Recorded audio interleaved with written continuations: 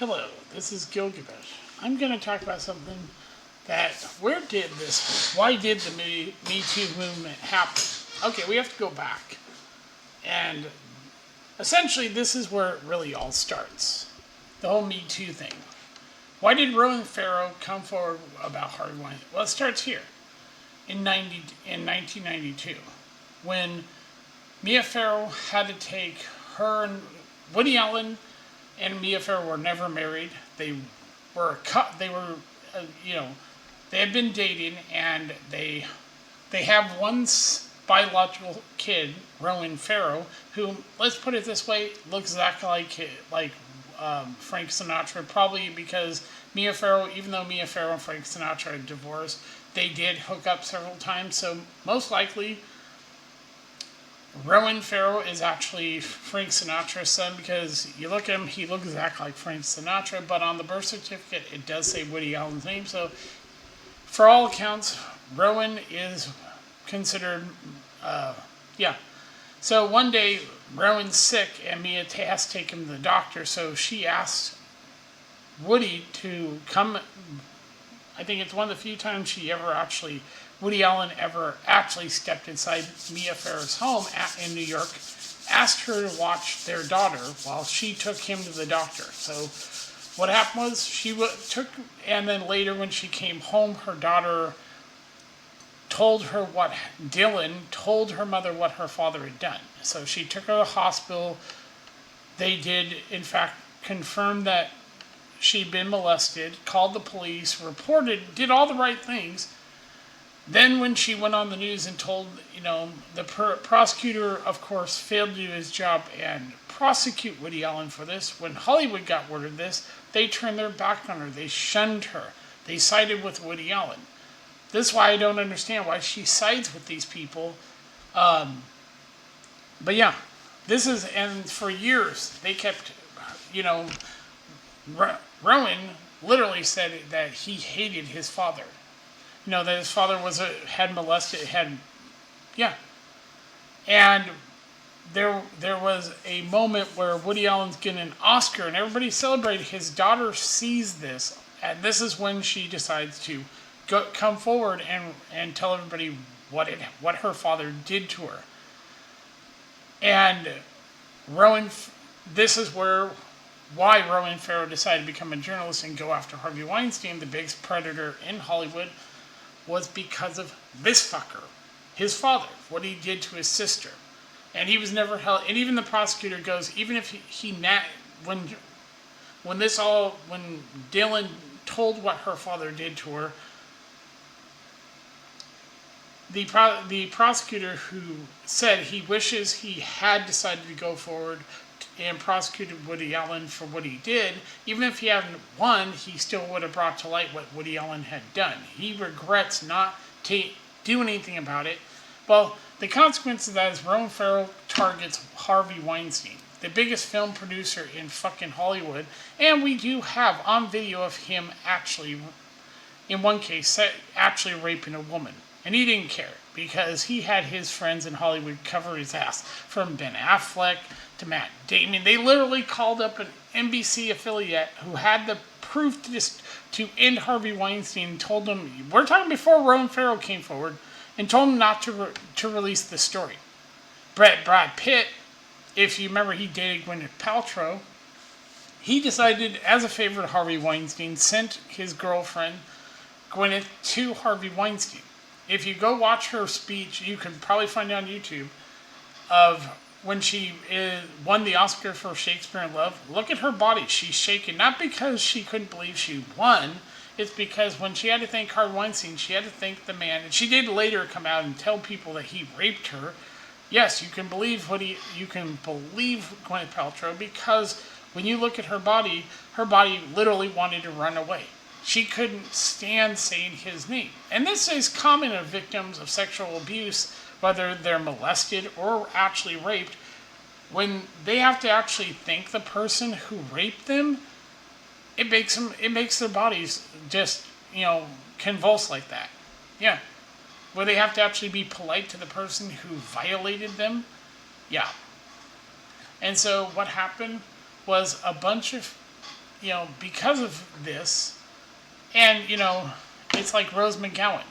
She basically, realizing that, she did this because she wanted people to know what Harvey Weinstein had done to her. And what she didn't expect was that, like, when the whole Tara Reid thing, when Tara Reid decided to come forward again about Joe Biden, all this Me Too shit suddenly turned their back on and Rose McGowan quit being a Democrat, and she said, yeah, it's a cult. And she's right. It's all one giant cult. So then essentially what happened, because of that, you had men caught up in this. And one of the biggest casualties of this was this man, Bill Cosby. I've done videos on it. Here's the thing. Bill Cosby, the original prosecutor, and Razorfist also has done a video on this. The original prosecutor in this whole Bill Cosby thing wanted to put, he actually ran on a thing of putting Bill Cosby in prison. Okay. The original accuser, he thoroughly went through her, and her whole thing was, Bill Cosby took me back to his place, gave me something to drink, and then raped me. And then later the part with that story is then she apparently, and this is true, went and brought her family and friends to meet the very man she claimed raped her. She didn't go to the authorities, didn't report it or anything. Yeah. Okay. Then he did, the prosecutor not having the evidence to prosecute Bill Cosby. He knew he didn't because he found there was nothing to back up her bullshit. Makes a deal with Bill Cosby. Do the deposition and I won't prosecute you. Bill goes, okay. He's asked and this is where what he said in the deposition contradicts every one of these women that came up after Angie Dickinson. Is that he was asked, did you give women Quaaludes and then have sex with them? Quaaludes is not a rape drug, it's a party drug. It was common, and here's the thing. There are marriages where and it can be both ways. It can be either way, a male or a female that have such a appetite for sex that their partner can't, their husband or wife can't satiate that appetite, so they allow them to basically essentially sleep around as long as they don't bring it home. And so that first accuser, there's no way Bill Cosby would have ever taken her back to his home to have sex with her, because he had promised his wife, as long as it didn't come back to their home, on their family and everything, he could sleep with whoever he wanted. That was Bill Cosby. So during his, this is why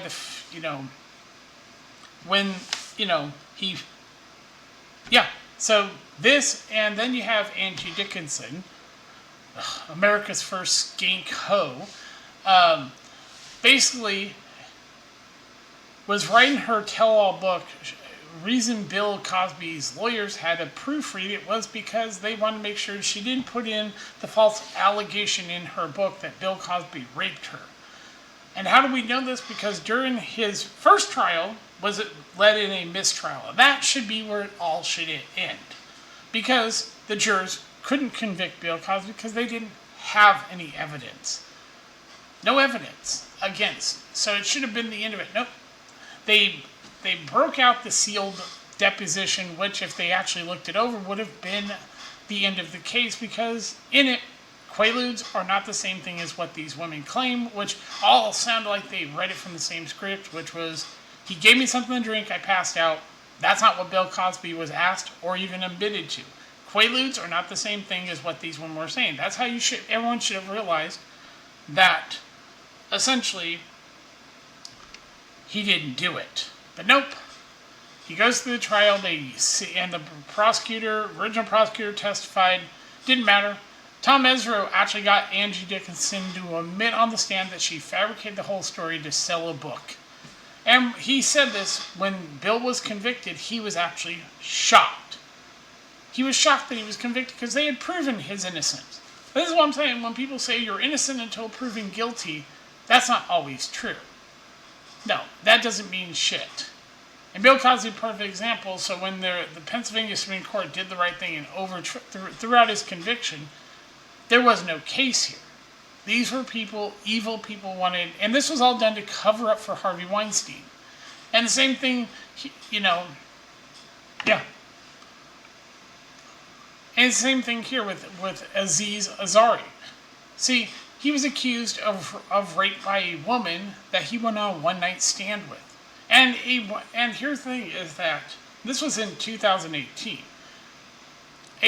This young lady basically went out with Aziz Ansari, and there was a woman who wrote an article and literally said this sounds like she had a bad one night stand, and because he didn't force himself on her, she tried to claim all this shit that, oh my god, he raped me. And then it's like, really? Didn't sound like Aziz, and I don't even think he's funny or anything, but never once did this seem like this is Aziz Ansari. And so it didn't go anywhere. Yeah. And there was no sexual assault. He never forced himself. This is the consequence of believe all women crap. And then we have Jeremy Piven. It's funny that they tried to ruin this man's life, and he constantly said, I didn't do it. And they went nowhere. In the end, he still has his career because he didn't cave in and apologize and say, oh,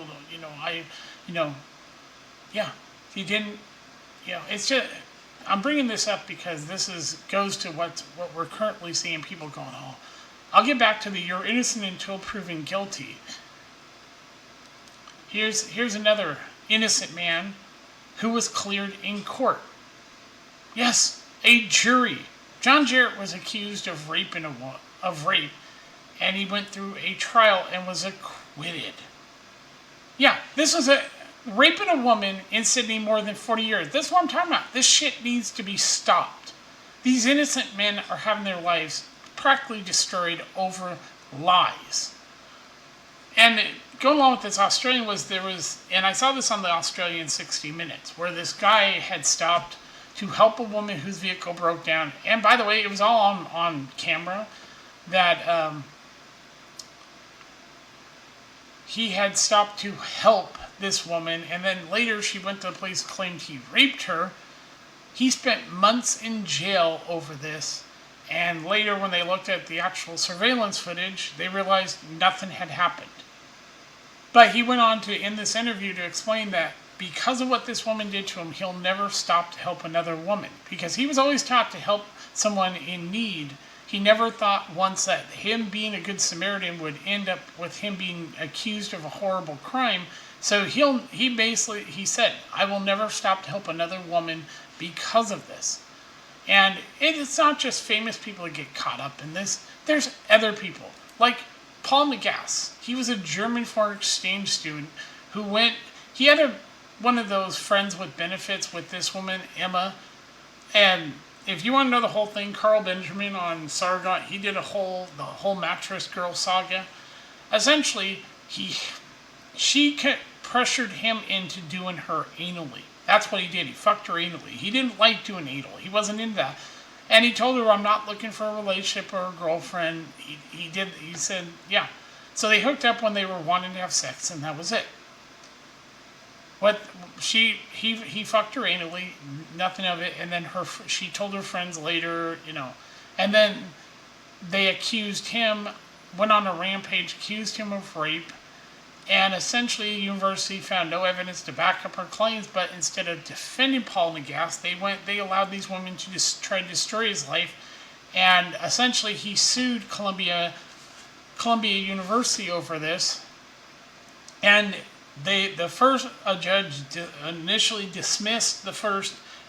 Before they were about to go to trial. They actually settled with Paul Nagass, and they admitted they should have stood by him and defended him, but they didn't. They instead let the mob rule, and she was discredited. Yeah, she got discredited because she put out a weird sex tape. I think some weird tape trying to claim, it was a weird like bondage sex tape or whatever, which actually completely discredited her. And she was known as Mattress Girl because she carried a mattress everywhere, and it was embarrassing. Then there was this other one, I think it was at Claremont University, where this guy went with his girlfriend and her best friend to a party at the university. He got wasted. He wanted to go back to his dorm because he wanted his girlfriend, but she didn't want to leave party, so she asked her friend to take her, and he went back. She took him back to his dorm. He sits on the bed, falls back, passes out. Then she gets decides she's going to do something really horrible. And she's texting her friends about it, saying, I'm going to rape this guy while he's passed out. So she basically rapes him, means that she got his dick hard and basically inserted his dick into her. That's rape. So she's texting people what she's doing even while she's doing it, and he's completely passed out. Later, she goes to the authorities and claims he raped her. Here's the messed up thing. The university admitted there's no way he could have committed the rape because he was way too drunk. Okay, but yet he gets punished and kicked out of school by the university. They put a feminist in charge of this because of Obama's Title IX, where you change it where anyone accused of rape could not defend themselves. This is where the whole problem with what Obama did.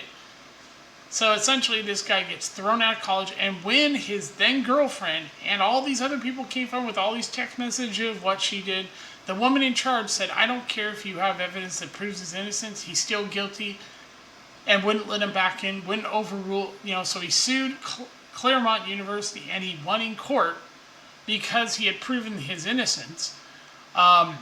Then another one was this guy who went with friends to a bar. This is in California where they changed the rape law. The whole thing about accusing someone, the easiest way to put an innocent man in prison of rape. So he meets this lady at a bar, takes her back to, I don't know if it's his place or her place, but they had sex. And then she went and claimed rape. Well, the thing was, he told him go sit the bar. Cameras. When they looked at the surveillance, the woman's over his shoulder. She's drunk. She gives a thumbs up to her friends, letting her know that she knows what she's going to do, so they don't charge him with anything. He proved his innocence. Then we have Facebook in England, where a guy basically went on a date with a woman. She later accused him of rape. He gets called a monster by the judges. He's sentenced to prison. His sister-in-law, who stood by him, knew he was innocent. They were talking, and the guy next to them, he was his cellmate, I think, and he told him that you can retrieve all Facebook messages can be retrieved.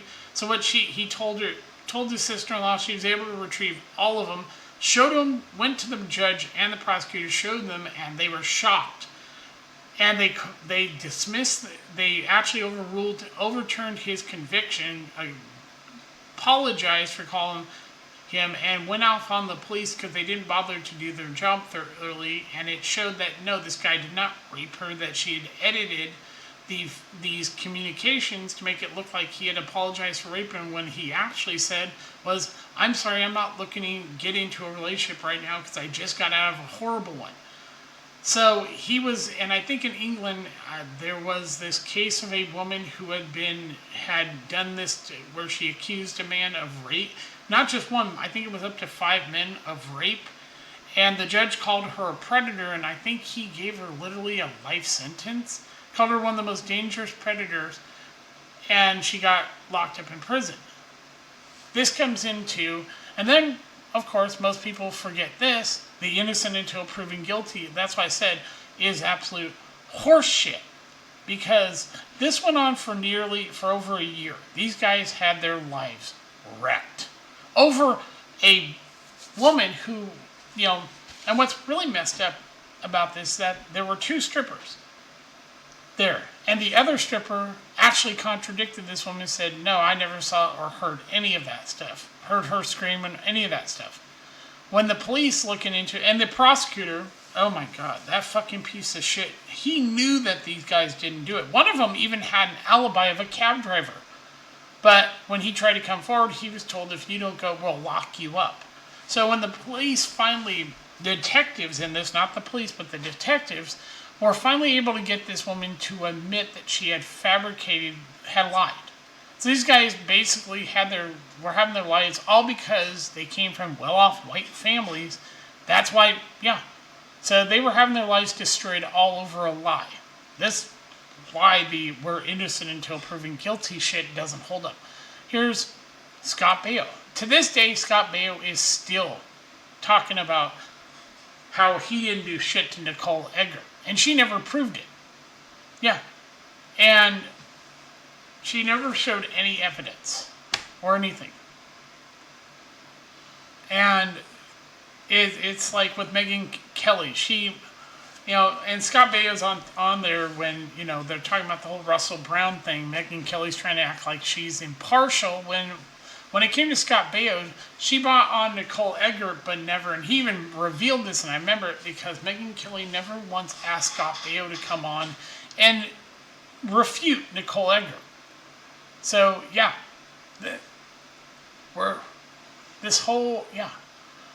I'm going to get to, recent stuff. And then we have John Lasseter. He was head of Pixar for years until and now he works for another company that I think it's connected. It might be connected. I forgot what the company is. But he was forced out of Pixar by these, and there wasn't, they never proved anything. It was just a bunch of women, were claiming all this stuff, but they never proved any of it. There was, and he left. So he was accused of misconduct, and not rape or anything. This is not rape. It was, he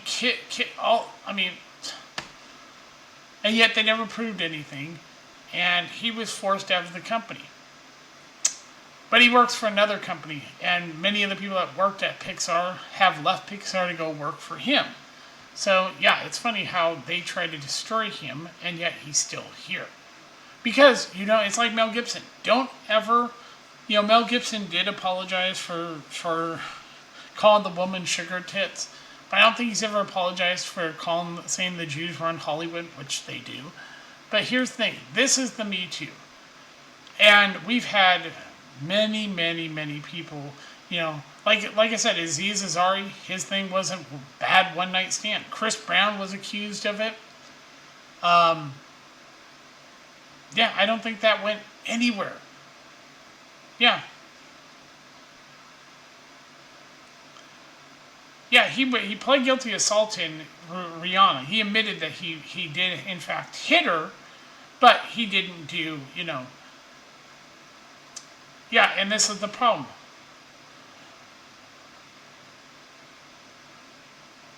Yeah, and guess what? Yeah, and nothing came of it. Brett Kavanaugh, they tried to destroy him. I'm not fond of Brett Kavanaugh, but the Blasey Ford thing was such a bunch of Ford. It's just like, yeah.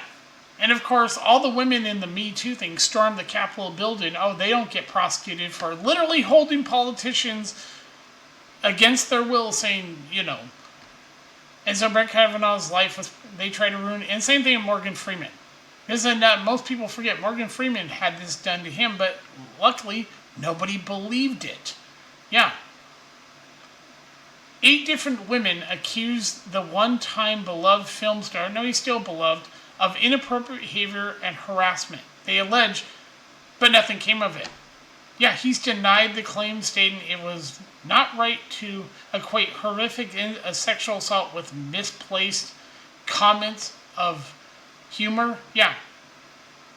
And then we have Ryan Seacrest. They tried to, they came for him.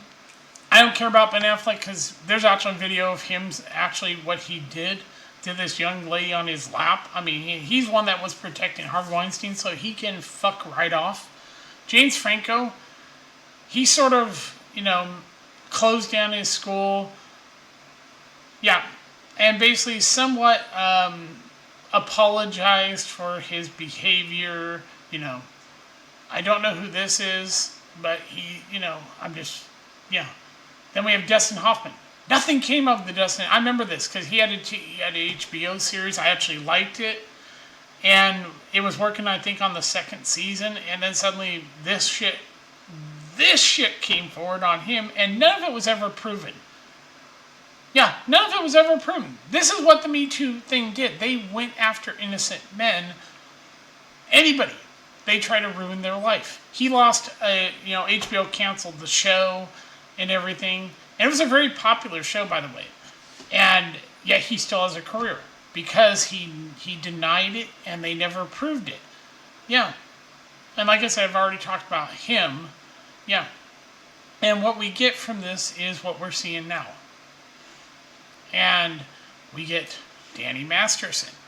These are 20-year-old allegations by ex-girlfriends and everything, and not one of them. And by the way, these women straight up never went to the police, never reported it, and then, magically, he gets convicted not on evidence, just on believe these women when they were actually, ironically, confirmed to be liars by the defense. Actually expose these women as liars. And some people go, well, he's a Scientologist. I don't give a shit. Doesn't mean he should go to prison for 30 years for crimes he never fucking committed. No. And then we have Ron Jeremy. Ron Jeremy, we're talking, this guy, it's like he was in the porn industry. And now he's never going to stand trial because apparently his mental capacity has declined to the point he can't even his cognitive ability is gone. But he's been accused of things going back, we're talking even further than Danny Masterson. We're talking 30 or so years ago of rape and everything, which I don't know if it's true. But let's, and I bring up this whole, when I hear people say you're innocent until proven guilty. Well, here's the thing. Okay, I give you two examples of people that were proven innocent, but are still, people believe they did it. One is Michael Jackson. He had his trial. He was acquitted 1 month early. And yet there's still people that will say Michael Jackson's a pedophile. Then we have the other, O.J. Simpson. O.J. Simpson was so innocent that when this trial started and ended with O.J. Simpson's lawyers proving his innocence. And I've done a video on the O.J. trial that his acquittal proved his innocence. His lawyers proved his innocence. They destroyed Mark Furman. Lies on the stand, says, I never said the N-word. And defense even tried to give him a way out by just admitting that he may have said it, like any reason. Then later he tried to say that, this was due to I was reading a script. And no, he absolutely lied on the stand. And then the person in charge of collecting evidence basically admits, we probably the blood probably came from us when we probably put the blood in the Bronco, not OJ. He admitted that they were contaminating the evidence by taking it home. So you ruin that, and then OJ's lawyers just did Johnny Cochran, God bless him, just to fucking stick it to two people. He does the funniest thing. I remember seeing this, and Garland Nixon brought this up. The whole glove thing was hilarious. OJ puts on these latex gloves, and you see his hands are perfectly fine. When it comes to the leather gloves, he does this, and he's like, I can't get them on. I can't get them on. And essentially, Johnny Cochran, the funny thing he says is, if the glove don't fit, you must acquit. So the jurors, like I said, I've talked about this, they were split at the beginning of this trial. By the end, they all said he didn't do it. I don't care what anybody says now. He was never killed those two. And then Michael Jackson. They're still considered guilty, even though they were acquitted from the beginning of any of it. Yeah, they were.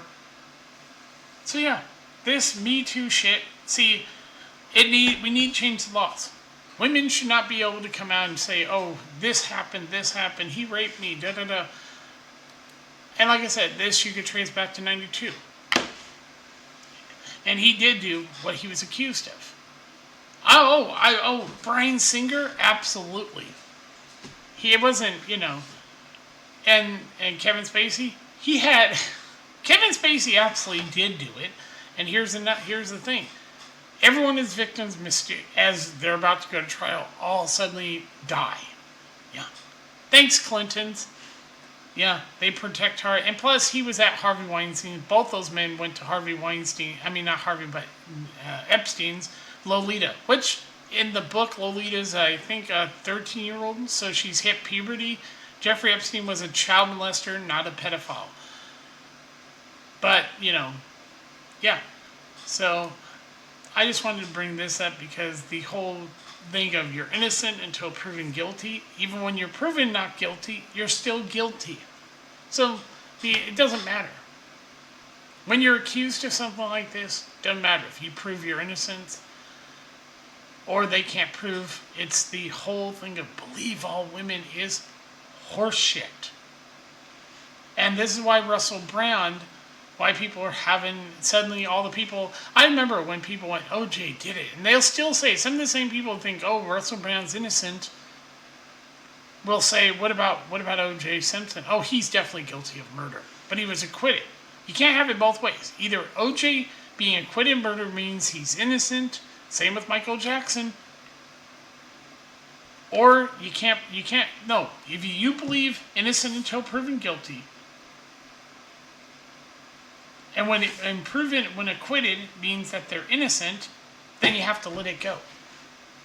So there's a lot of people that had, So I just want to talk about this. This is Gilgamesh. I will talk to you later. Bye.